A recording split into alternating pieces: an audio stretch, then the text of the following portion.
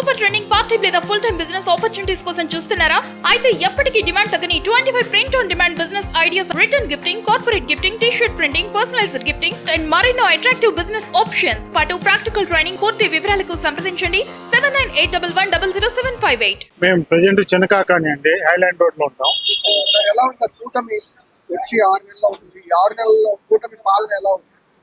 కూటమి వచ్చిన 6 నెలలు కాదు, కూటమి వచ్చిన ఫస్ట్ నెల నుంచే అభివృద్ధి పరుగులు పెడుతుంది. రియల్ ఎస్టేట్ పరంగా కానీ, అమరావతి వర్క్స్ బిగిన్ కావడం కానీ, ప్రజెంట్ అయితే 22,000 కోట్లు శాంక్షన్ అవడం, అక్కడ రోడ్లు మౌలిక వస్తువులు సమకూర్చుకోవడం కానీ, XLRI అంటే ప్రముఖ కంపెనీలు రావడం కానీ, అమరావతి ప్లస్ విశాఖ, తిరుపతి ఇట్లా మెయిన్ నగరాలన్నీ కూడా, విజయవాడ కానీ అతి తొందరలో పూర్తి స్థాయి అభివృద్ధి చెందిన నగరాలుగా తీర్చిదిద్దబడతాయి అన్నమాట ఈ చంద్రబాబు గారి నాయకత్వంలో. మనలో నారా లోకేష్ గారి పనితీరు ఎలా ఉంది? లోకేష్ గారు సామాన్య కార్యకర్త లాగా ఉంటారండి. ఈ రోజు కూడా ప్రతి వ్యక్తి వెళ్ళి కలిసి నా బాధ ఏదని చెప్తే ఇమ్మీడియట్లీ పరిష్కారం చేసే దిశగా లోకేష్ గారి పాలన ఉంటది అనమాట. ఎందుకంటే ఒకసారి ఓడిపోయినా కానీ వేరే నియోజకవర్గం పోకుండా పట్టుదలతో నేను ఇక్కడే మళ్ళీ రావాలి, ఈ ప్రజలకు సేవ చేయాలని ఒక మెయిన్ కారణంతో లోకేష్ బాబు గారు కష్టపడ్డారు. ఆ కష్టానికి తగ్గిన ఫలితం ప్రజలు గుర్తించి ఆయన్ని అఖండ మెజార్టీతో గెలిపించేశారు. ఈ రోజున విద్యాశాఖలో కానీ, ఐటీ శాఖ కానీ, యువజన శాఖలు ఏవైనా సరే కూడా పూర్తి స్థాయిలో అభివృద్ధి చెందాలంటే లోకేష్ గారి నాయకత్వంలో ఈ కూటమి గవర్నమెంట్ లో మన పవన్ కళ్యాణ్ గారు కానీ, చంద్రబాబు గారి గురించి అయితే మనం చెప్పే పని లేదు. ఎందుకంటే ఆయన మనం సైబర్ సిటీని ఏ విధంగా డెవలప్ చేశాడో అందరికి తెలిసిందే. అది ఆ విధంగా సైబర్ సిటీ లాంటిది మన ఇక్కడ అమరావతిలో ఒక ప్రముఖ నగరం ఏర్పడింది అనమాట. మనం అనుకుంటున్నాం ఇక్కడ ఏముంది, ఈ పొలాలు ఇవి చూసి అనుకుంటున్నారు, కానీ ఒక 10-15 సంవత్సరాల గ్యాప్ తోటి ఒక మంచి నగరం, అది కూడా ప్లానింగ్ తోటి, రోడ్లు, డ్రైనేజ్, సిస్టమేటిక్ అంతా అండర్ గ్రౌండ్ ఎలక్ట్రిసిటీ కానీ పూర్తి స్థాయి నగరంగా అభివృద్ధి చెందింది అనమాట. అప్పుడు అనుకుంటారు, అరే చంద్రబాబు నాయుడు చెప్తే మనం నమ్మలేదు, ఈరోజు దాని అభివృద్ధి చూస్తున్నాం అని. అంటే మనం అనుభవించలేకపోవచ్చు, మన పిల్లలకి పూర్తి స్థాయి భవిష్యత్తు ఇక్కడ ఉందన్నమాట. వేరే నగరాలకి మనం పోతున్నాం, అమెరికా పోతున్నాం, ఎందుకు పోతున్నాం? సంపాదన కోసం. ఆ ఇటువంటి జాబ్లు ఎక్కడే క్రియేషన్ అయినాయి అనుకోండి, మన పిల్లలు ఎక్కడే చదువుకుంటారు, ఉపాధి అవకాశాలు మెరుగుపడతాయి.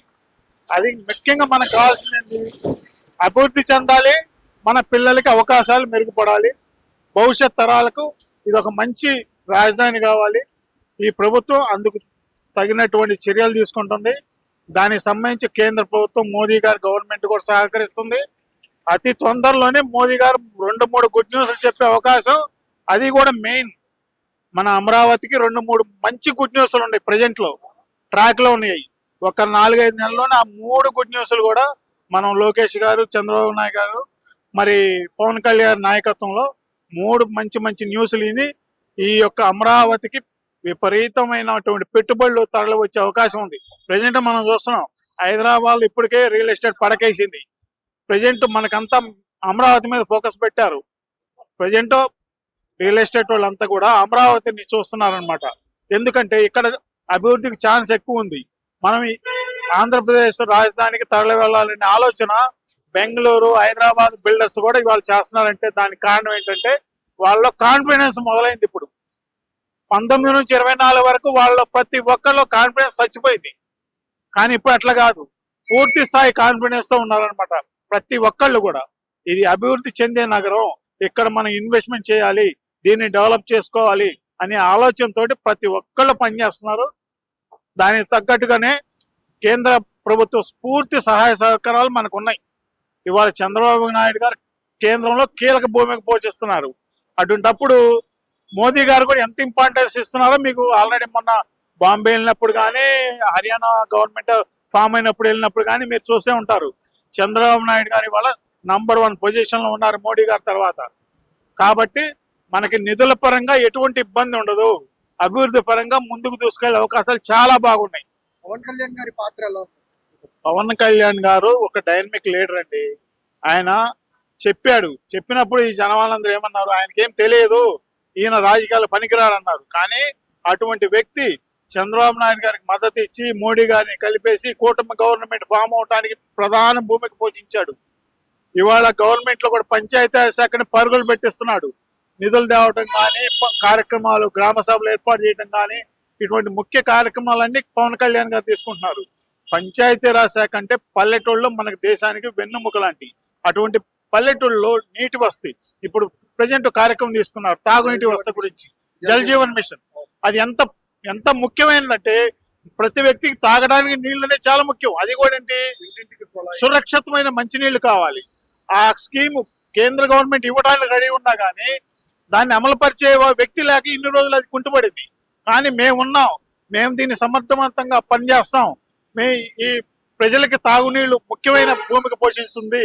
ప్రతి వ్యక్తి సురక్షిత మంచినీళ్ళు కావాలి, మా గ్రామాలకి ఇది ముఖ్యం అని చెప్పేసి కేంద్ర గవర్నమెంట్ లో మోదీ గారిని, అమిత్ షా గారిని వీళ్ళందరినీ కలిసి దానికి సంబంధించిన నిధులు సాధించే దిశగా పవన్ కళ్యాణ్ గారు అద్భుతమైన కృషి చేస్తున్నారండి.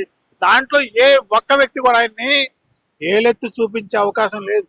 ఎందుకంటే పంచాయతీరాజ్ శాఖని పరుగులు పెట్టించి నిధులు సాధించి ఒక ఉన్నత స్థానంలో నిలుపుకోవాలి ఆయన శాఖని అనే దాంట్లో ఎటువంటి సందేహం లేకుండా పనిచేస్తున్నారు. త్వరలోనే నాగబాబు గారు కూడా మనకి క్యాబినెట్ లోకి యాడ్ అవుతారు. ఇంకా పవన్ కళ్యాణ్ గారికి మద్దతు పెరుగుతుంది, బాగా పనిచేస్తారు, దాంట్లో ఎటువంటి సందేహం లేదు. భవిష్యత్తులో కూటమి ఇంకో 10 సంవత్సరాలు ఇలాగే కొనసాగితే బాగుంటది అని చెప్పి పవన్ కళ్యాణ్ గారు అంటున్నారు. దీని మీద మీరేమంటారు? కంపల్సరీ అండి, పవన్ కళ్యాణ్ గారు అభిప్రాయపడిన దాంట్లో తప్పలేదు. కూటమి గవర్నమెంట్ వస్తేనే మనకి, మన పిల్లలకు కానీ భవిష్యత్తు బాగుంటుంది. మనం ఇతర రాష్ట్రాలకు పోకుండా ఇతర రాష్ట్రాల్లో మన రాష్ట్రానికి వచ్చే విధంగా వలసలు ఆగిపోవాలంటే అభివృద్ధి చెందాలి first.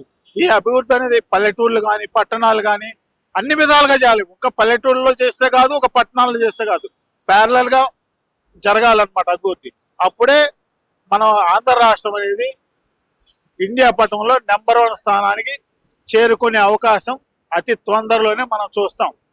Okay sir, thank you. Chandrababu Naidu గారి విజన్ డాక్యుమెంట్ చూశారు మొన్న 2047. 10 రూల్స్. ఆ డాక్యుమెంట్ లో రూల్స్ చదివినప్పుడు మనకి అభివృద్ధి అనేది ఏ విధంగా ప్యారలర్ గా ముందుకు తీసుకెళ్ళాలి, ఒక పట్టణీకరణ కాదు, పల్లెటూళ్ళు కాదు, ఐటీ కాదు, అన్ని సమపాళ్ళ అభివృద్ధి చెందాలంటే మన యాక్షన్ ప్లాన్ ఏ విధంగా ఉండాలి. ఇవాళకి ఇవ్వాలంటే అభివృద్ధి జరగదు, దానికి ఒక ప్లానింగ్ ఉండాలి. ఆ ప్లానింగ్ ప్రకారం ముందుకెళ్తే ఒక పర్ఫెక్ట్ మైన రాష్ట్రంగా ఆంధ్రప్రదేశ్ మనం అభివృద్ధి చేసుకోగలుగుతాం. ఇప్పటిదాకా మనం 2 రాష్ట్రాలు కలిపి ఉండి నిధులన్నీ హైదరాబాద్ మీద వెచ్చించారు. మన ఆంధ్రప్రదేశ్ కి చాలా లాస్ జరిగింది యాక్చువల్ గా మాట్లాడాలంటే. ఆ నష్టాన్ని ఈ విధంగా భర్తీ చేస్తున్నారు. ఇప్పుడు ముందు రోజుల్లో పూర్తి స్థాయి కేంద్రం నిధులు ఇస్తుంది మనకి. ఇక్కడ కూడా ఆర్థిక పరిస్థితులు మెరుగుపడతాయి. రైతాంగం కానీ, వ్యవసాయం కానీ అన్ని విధాలుగా, ఇటు ఆక్వా రంగం కానీ అన్ని విధాలుగా ముందుకు దూసుకెళ్లే అవకాశాలు చాలా మెండుగా ఉన్నాయి.